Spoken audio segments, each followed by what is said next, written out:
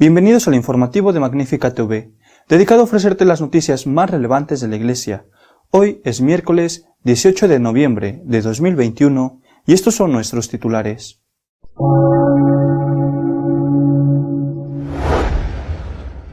El cardenal Kasper ha vuelto a criticar con dureza el sínodo alemán, del que dice que es una farsa, y ha alentado del riesgo de devaluar el papel de los obispos.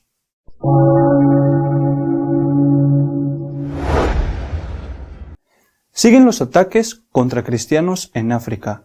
En esta ocasión, las víctimas viven en Burkina Faso.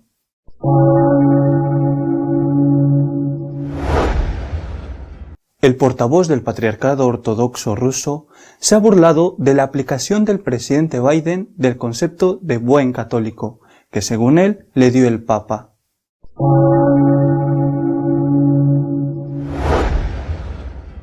El gobierno socialista y comunista de España ha aprobado una ley que castiga hasta con 1 año de cárcel al que se detenga a rezar delante de una clínica abortista.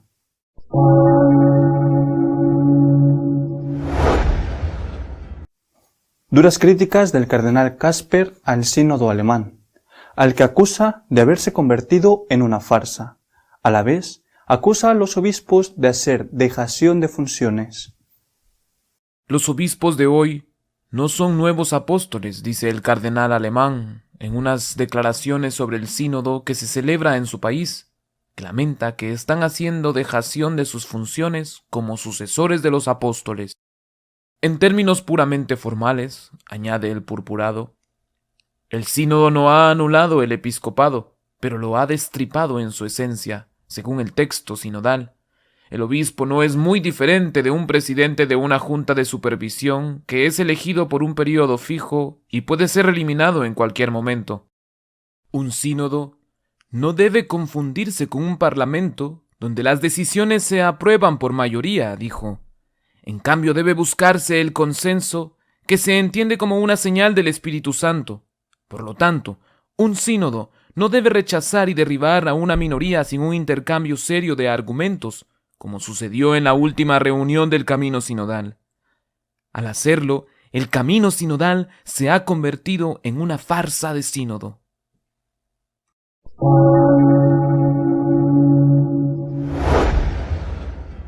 Nigeria, Malí, Mozambique y ahora Burkina Faso son escenarios de continuos ataques sangrientos de musulmanes contra cristianos.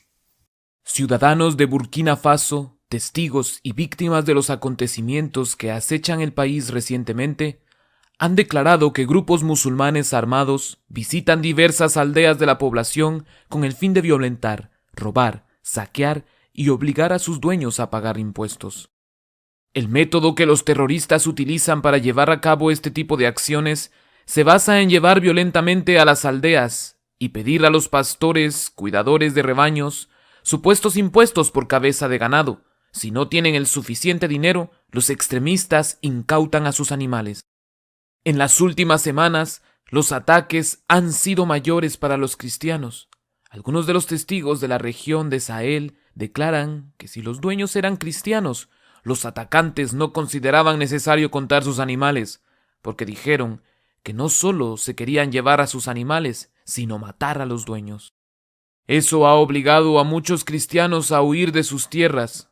147 personas, dentro de las que se incluyen 8 mujeres embarazadas y 19 niños menores de 5 años, se han visto obligadas a escapar de 2 localidades que limitan con Níger.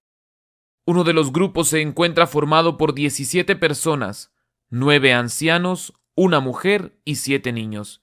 Lo terrible, dice uno de los refugiados, es que cuando alguien nos acogía, éramos denunciados como cristianos, y eso ponía en peligro a quien nos acomodaba. Teníamos que dormir alejados de las aldeas.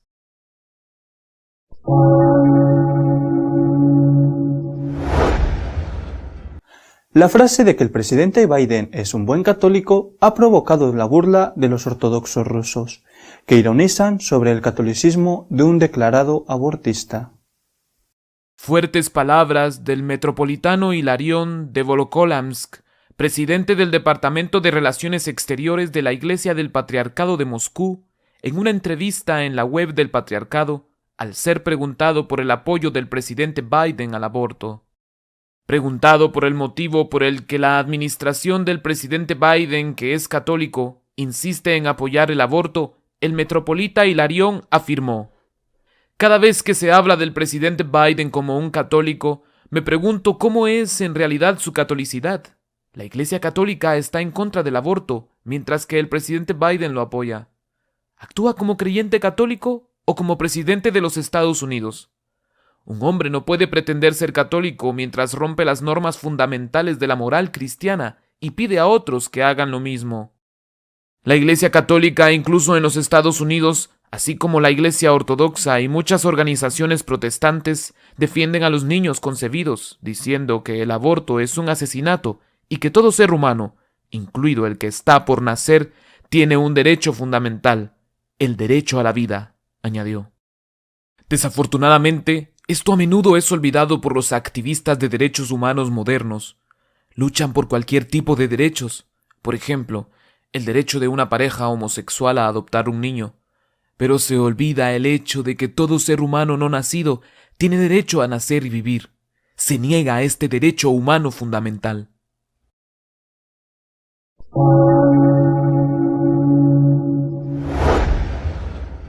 Detenerse a rezar ante una clínica abortista estará ahora castigado en España hasta con 1 año de cárcel, según la ley aprobada por el gobierno socialista y comunista. El gobierno socialcomunista ha salvado el último escollo para introducir un nuevo tipo en el Código Penal con el que castigar con penas de cárcel de entre 3 meses y 1 año a quienes se concentren pacíficamente delante de las clínicas abortistas. Los socialistas hablan de acoso, hostigamiento. El gobierno consiguió este jueves salvar su polémica proposición de ley para imponer penas de cárcel a los grupos provida que obstaculicen el derecho al aborto frente a las clínicas abortistas. Esta reforma del Código Penal, que fue tomada en consideración por la Cámara Baja el pasado mes de septiembre, logró este jueves sortear el último escollo, sendas enmiendas a la totalidad presentadas por el PP y Vox. La ley castigará con penas de cárcel o trabajos en beneficio de la comunidad al que hostigue o coarte la libertad de una mujer que pretenda ejercer su derecho a la interrupción voluntaria del embarazo, promoviendo, favoreciendo o participando en concentraciones en las proximidades de lugares habilitados para interrumpir embarazos, causando un menoscabo en la libertad o intimidad de ésta.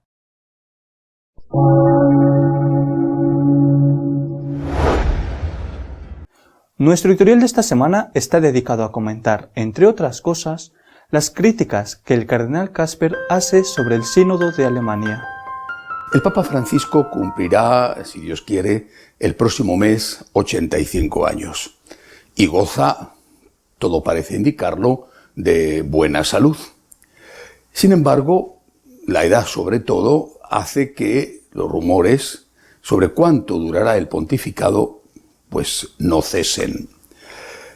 Unos rumores a veces alentados por él mismo, como cuando hace poco dijo que a él le gustaría que le sucediera Juan XXIV, el sucesor de San Juan XXIII.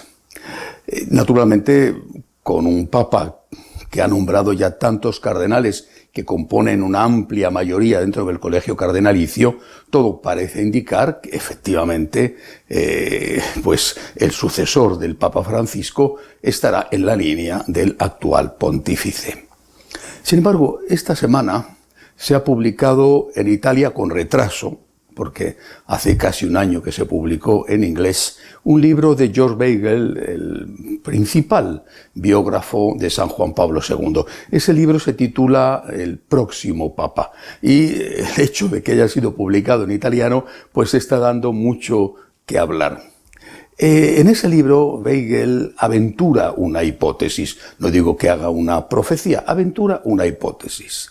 Y él dice que a pesar de la amplia mayoría de cardenales nombrados por el Papa Francisco, la situación de la Iglesia es tan grave y con una crisis tan profunda que es probable que el sucesor del Papa sea alguien, no como Juan Pablo II, pero sí más conservador. A él le llamaría Juan Pablo III. Y él opina que es más fácil que el sucesor de Francisco sea un Juan Pablo III que un Juan XXIV. Por supuesto, es una opinión de Weigel. Sin embargo, hay cosas que han ocurrido esta semana que parecerían alentar esta tesis. Por ejemplo, el cardenal Casper, alemán, autor de una importante cristología, un hombre muy próximo al actual pontífice, hasta el punto de que el Papa Francisco habló elogiosamente de él, pues prácticamente nada más llegar al pontificado. Esta semana se ha referido al sínodo de su país, al sínodo alemán, y ha dicho que es una farsa, que eso no es un sínodo ni un camino sinodal, sino que es verdaderamente un camino que lleva a la ruina de la Iglesia, una farsa. Y ha ido más allá. Ha dicho que los obispos parecen cada vez más los altos dirigentes de una multinacional, que pueden ser puestos o quitados según el antojo de los que mandan, en lugar de ser los sucesores de los apóstoles. Una crítica tan dura al camino sinodal, una farsa, dice él, una crítica tan dura hubiera sido aceptada, lógica, en boca del cardenal Miller, en boca del cardenal Pell, en boca del cardenal Sarah, pero es Casper, el amigo del Papa, uno de sus principales consejeros, el que ha dicho eso. Juan XXIV, si existiera, si llegara a ser el próximo pontífice, no sabemos qué cardenal sería, pero si llegara a ser con esa idea de convocar un concilio Vaticano III, etcétera, ¿tendría la suficiente fuerza como para meter en vereda este desmadrado sínodo alemán? Otro acontecimiento de esta semana. Monseñor Sánchez Sorondo, que es el canciller de la Academia Pontificia de las Ciencias y de las Ciencias Sociales, un hombre que ha sido muy criticado, una persona liberal dentro del ámbito vaticano, un hombre que ha sido muy criticado por algunos nombramientos que ha hecho para miembros de esa academia, algunos de ellos notorios pro-abortistas. Esta semana ha dicho que el principal problema que tenemos no es el virus del COVID. El principal problema que tenemos, ha dicho, es la apostasía silenciosa, el abandono de Dios en la sociedad contemporánea. Y lo mismo que en el caso de Casper, esta frase seguramente podría haber sido dicha por muchos obispos y cardenales conservadores, pero ha sido dicha por Sánchez Sorondo, nada menos que por él. Una persona muy próxima al Papa Francisco, una persona que es, repito, del grupo liberal dentro de los que forman parte del organigrama del Vaticano. Casper Sánchez Sorondo haciendo declaraciones claramente conservadoras. No solo eso.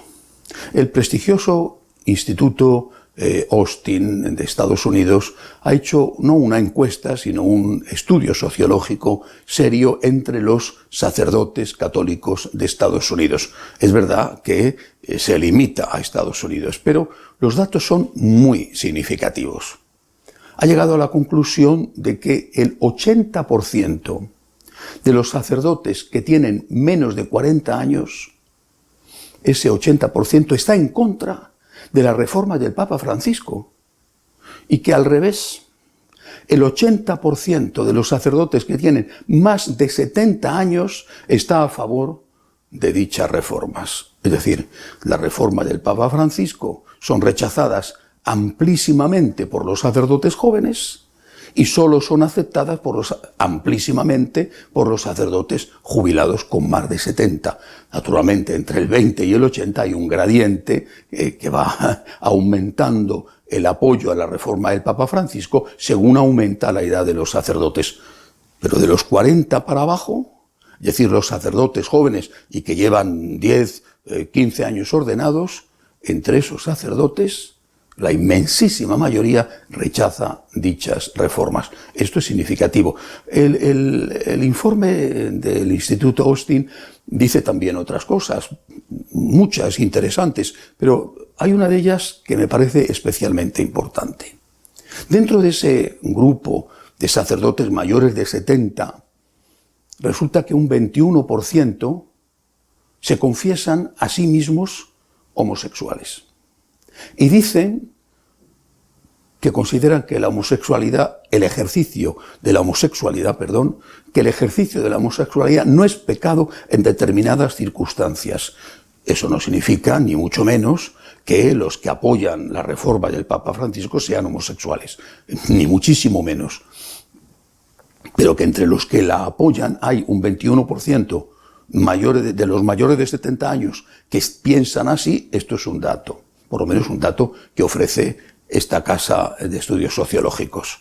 En el campo contrario, entre los sacerdotes jóvenes que rechazan la reforma del Papa Francisco, pues entre ellos, esos que dicen que no les gusta y que son el 80%, entre ellos solo hay un 5% que se considera a sí mismo homosexual, y ninguno considera que los actos homosexuales tengan justificación en ningún caso.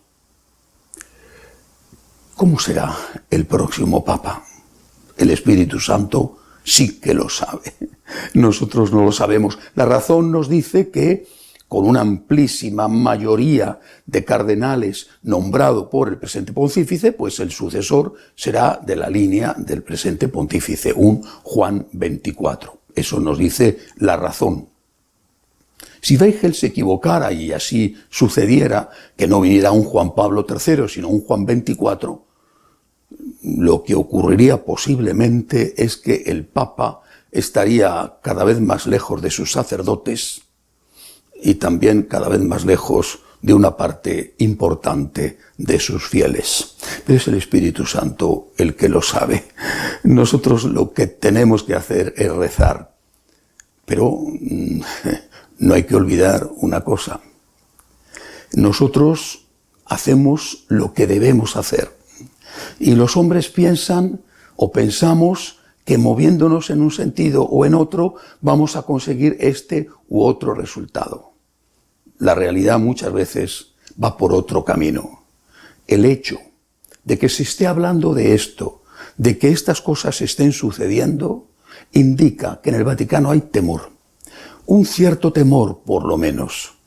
Un cierto temor a que la crisis tan grave que sacude a la Iglesia haga a los cardenales electores, incluso algunos que han sido y son muy próximos al Papa Francisco, haga elegir a un candidato un poco más conservador para poder hacer frente a esta grave crisis. Pero, repito, estos son todo planteamientos humanos, el de Weigel y el de los demás. Es el Espíritu Santo el que sabe, es Él el que sabe cuál va a ser el futuro, y nosotros lo que tenemos que hacer es rezar para que sea siempre y en todo caso la voluntad de Dios la que se cumpla. Hasta la semana que viene, si Dios quiere.